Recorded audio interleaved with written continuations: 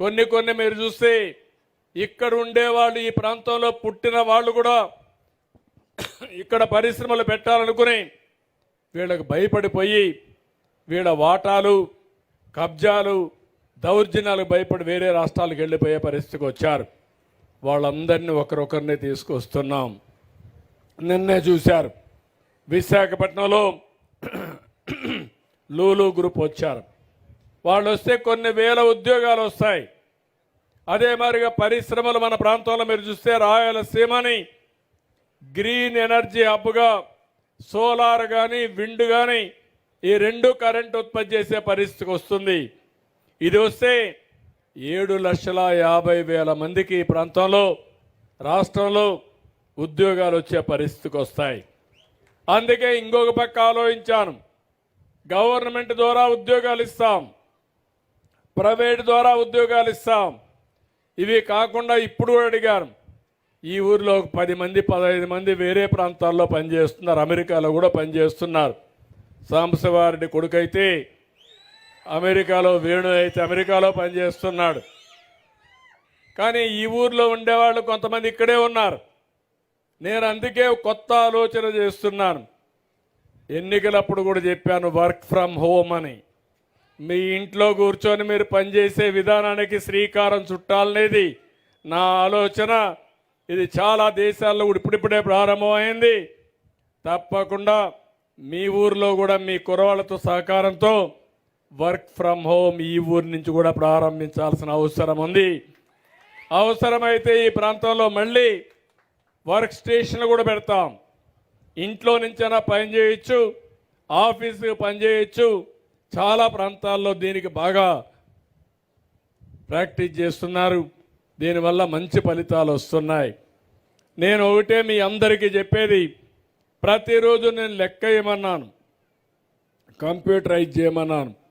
ఎవరెవరికి ఉద్యోగాలు ఇచ్చామో, ఏ కంపెనీలు ఇచ్చామో అవన్నీ కూడా లెక్కేసుకుంటూ నేను ఏదైతే చెప్పానో అది చేయడానికి ముందుకు పోతున్నానని చెప్పి కూడా నేను మీకు తెలియజేస్తున్నా. రెండో కార్యక్రమం మీరు చూశారు, ఎప్పుడూ లేని సమస్యలు వచ్చాయి. ఈరోజు రాష్ట్రంలో మీరు చూస్తే నాకు వచ్చే అర్జీల్లో 50% అర్జీలు భూ సమస్యలు వస్తున్నాయి. ఎందుకు వచ్చిందో నాకైతే అర్థం కాలేదు. మీ భూమి వేరే వాళ్ళ పేరుతో రాసేసుకున్నారు. 22A అనే పేరు మార్చి ఇది ప్రభుత్వ భూమి అని ఎక్కడికక్కడ సెటిల్ చేసుకుంటూ పెద్ద ఎత్తున భూ సమస్యలకు తెరదీశారు. ఇంకో పక్క ఒక చట్టం మీరు చూశారు, ల్యాండ్ టైటిలింగ్ యాక్ట్ అని. నేను అప్పుడు ఎన్నికల్లో చెప్పాను, ఇదే కర్నూలులో నేను ఇక్కడ కాల్చాను, ఇక్కడే కాల్చాను ఆ కాపీని కూడా. అందుకే వచ్చిన మొట్టమొదటిసారి సంతకం పెట్టి కేబినెట్లో ఆమోదించి అసెంబ్లీలో కూడా చట్టం చేసిన పార్టీ తెలుగుదేశం ప్రభుత్వం అని చెప్పి కూడా నేను మీకు తెలియజేస్తున్నా. అయితే వీళ్ళు చేసిన తప్పులు వెంటాడుతున్నాయి. కొన్ని వేల మంది, లక్షల మంది మీ భూమి వేరే వాళ్ళ పేరుతో రాయిచ్చేశారు. ఇంకో పక్క సర్వే అనే పేరు పెట్టి ఆ సర్వేలో మీరు ఒకసారి చూస్తే ఎక్కడికక్కడ బౌండరీస్ మార్చేసే పరిస్థితికి వచ్చారు, సరిహద్దులు మార్చేసే పరిస్థితికి వచ్చారు. అవన్నీ కూడా సెటిల్ చేస్తున్నాం. ఇంకో పక్క మీ పట్టాదారు పాసు పుస్తకం మీద ఆనాటి ముఖ్యమంత్రి ఫోటో, మీ తాత, మీ నాన్న, మీ ముత్తాత వాళ్ళు ఇస్తే ఆస్తులు ఇస్తే దానిపైన బొమ్మ వేసుకునే పరిస్థితికి వచ్చాడు. ఇప్పుడు నేను మారిస్తే నేను కూడా నా బొమ్మ వేసుకోవచ్చు. నా బొమ్మ వేసుకోవడం లేదు. రాజముద్రతో మళ్ళీ పట్టాదారు పాసు పుస్తకాలు మీకు ఇచ్చే బాధ్యత మాది. 1 పైసా ఖర్చు ఉండదు. దీనికి కూడా శ్రీకారం చుట్టాం. తొందరలోనే సర్వే చేస్తాం, క్యూఆర్ కోడ్ పెడతాం. ఫోన్లో ఆ క్యూఆర్ కోడ్ చూపిస్తే మీ భూమి ఉందో ఎక్కడుందో అక్కడికి నేరుగా వెళ్ళిపోయేట్టుగా జీపీఎస్ కూడా పెట్టి, జీఏఎస్ పెట్టి మీకు పట్టాదారు పాసు పుస్తకాలు ఇచ్చే బాధ్యత మాదని మీ అందరికీ హామీ ఇస్తున్నా. ఇప్పుడే చెప్పా, పింఛన్లు ఇచ్చాం. అన్నా క్యాంటీన్, దుర్మార్గుడు అన్నా క్యాంటీన్ కూడా క్యాన్సిల్ చేశాడు. ఇప్పటికే 175 పెట్టాం. 5 రూపాయలకే భోజనం, బ్రేక్ఫాస్ట్ 5 రూపాయలకే. మధ్యాహ్నం 5 రూపాయలే. 3 పూట్ల భోజనం చేసిన 15 రూపాయలతో భోజనం పెట్టే ప్రభుత్వం ఎక్కడైనా దొరుకుతుందా? ఒక్కసారి ఆలోచించండి. పేదవాడికి అండగా ఉండాలి. అందుకే నాణ్యమైనటువంటి పౌష్టికాహారాన్ని మనం ఈరోజు అందజేసే పరిస్థితికి వచ్చాం. దీనివల్ల జీవన ప్రమాణాలు బాగా పెరుగుతాయని చెప్పి నేను మీకు తెలియజేస్తున్నా. ఈరోజు ఈ గ్రామానికి వచ్చాను. వచ్చినప్పుడు మా వాళ్ళని అడిగాను, చాలా ఎక్సర్సైజ్ చేశారు కానీ ఇంకా స్కిల్స్ గురించి సెన్సస్ చేయలేకపోయారు.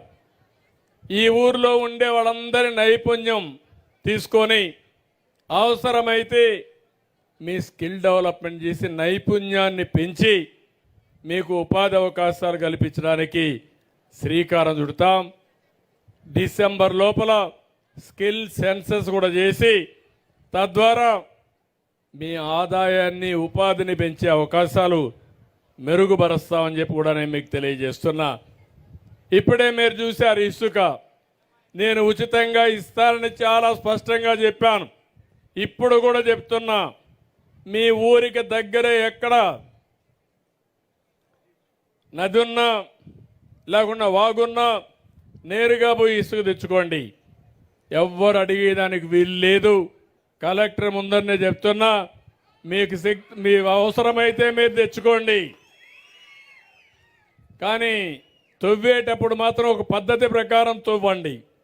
మరీ ఎక్కువ ఇసుక తీసేస్తే భూగర్భ జలాలు ఇంకిపోతాయి. ఆ ప్రాంతంలో ఎట్లా మీ దగ్గర నీళ్లు కూడా సరిగా లేవు, అన్ని ఉప్పు నీళ్లే. దాన్ని కూడా ఆలోచిస్తున్నా, సీరియస్గా ఆలోచిస్తున్నా. ఈ గ్రామం నాకు ఒక సవాలుగా తీసుకుంటా. కలెక్టర్ కూడా చెప్తున్నా, అవసరమైతే అంద్రి నీవా నుంచి నేరుగా నీళ్లు తీసుకొని మైక్రో ఇరిగేషన్ పెట్టి ఏదైతే బిందు సేద్యం ద్వారా మీ పొలాలకు నీళ్లు ఇచ్చే బాధ్యత తీసుకుంటా ఒక ప్రాజెక్టు తయారు చేస్తాం. తద్వారా ఈ ఊరిలో మంచి ఉపాధి కల్పించడానికి ముందుకు పోతాం. ఉచిత ఇసుక వర్షాకాలం వచ్చింది, ఎక్కడా దొరకని పరిస్థితి క్రియేట్ చేశారు. అధికార యంత్రాంగానికి స్పష్టంగా చెప్పాను, 15 లోపల ఫైనలైజ్ చేయాలి. ఎక్కడ కూడా ఎలాంటి ఇబ్బందులు లేకుండా మీరు ఉచితంగా ఇసుక తీసుకుపోయే విధానానికి శ్రీకారం చుట్టామని చెప్పి కూడా నేను మీకు తెలియజేస్తున్నా. ఇది కూడా ఇంకొక 10 రోజుల్లో దీన్ని కూడా స్టెబిలైజ్ చేస్తాం. అక్కడి నుంచి ఎవ్వరికి ఇబ్బంది లేకుండా ఇసుక ఇచ్చే పరిస్థితి వస్తుంది. పోలవరం పనులు మళ్ళీ శ్రీకారం చుట్టాం. పోలవరాన్ని గోదావరిలో ముంచేసే పరిస్థితికి వచ్చారు. పోలవరం పూర్తయితే తద్వారా ఆ నీళ్లు కృష్ణా డెల్టాకు వస్తే అక్కడ వాడే నీళ్లు శ్రీశైలం నుంచి రాయలసీమకి ఇస్తున్నాం. కానీ రేపు రాబోయే రోజుల్లో ఏదైతే పోలవరం పూర్తి చేసి ఆ నీళ్లు పెన్నాకు కానీ అనుసంధానం చేయగలిగితే రాయలసీమలో కరువు అనే మాట లేకుండా ఉంటుంది.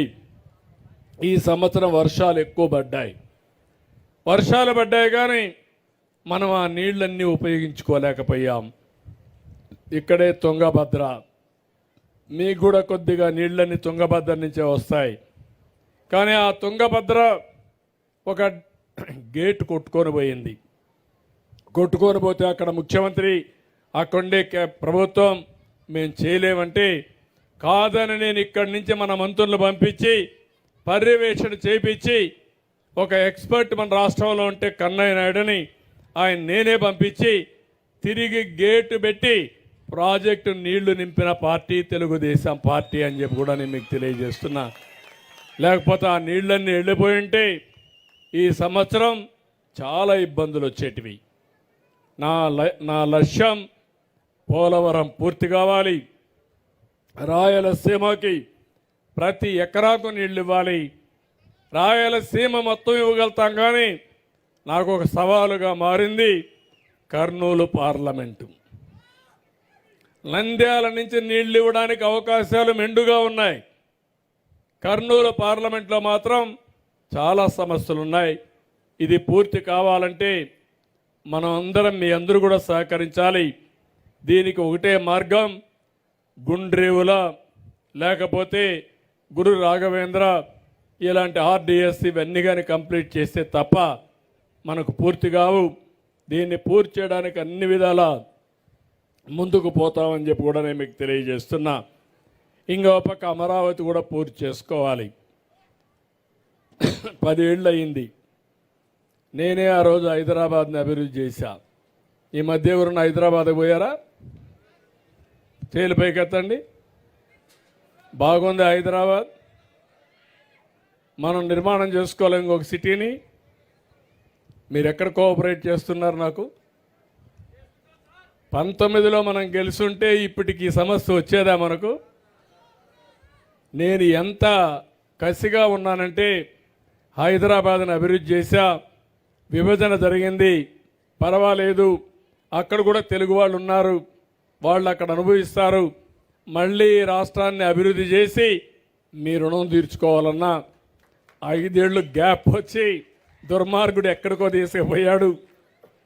ఇప్పుడు మళ్ళీ గాడి దప్పిన పరిపాలన ఘాట్లో పెట్టడానికి సర్వశక్తులు ఒడ్డుతున్నాను. కానీ నాకు ఏమాత్రం అనుమానం లేదు. నేను చేసిన విషయాలు నాకు గుర్తున్నాయి. అందుకే 95లో సిబిఎన్ మాట్లాడాను. ఆ చొరవ చూపించి మళ్ళీ అభివృద్ధి చేస్తానని మీ అందరికీ హామీ ఇస్తున్నాను.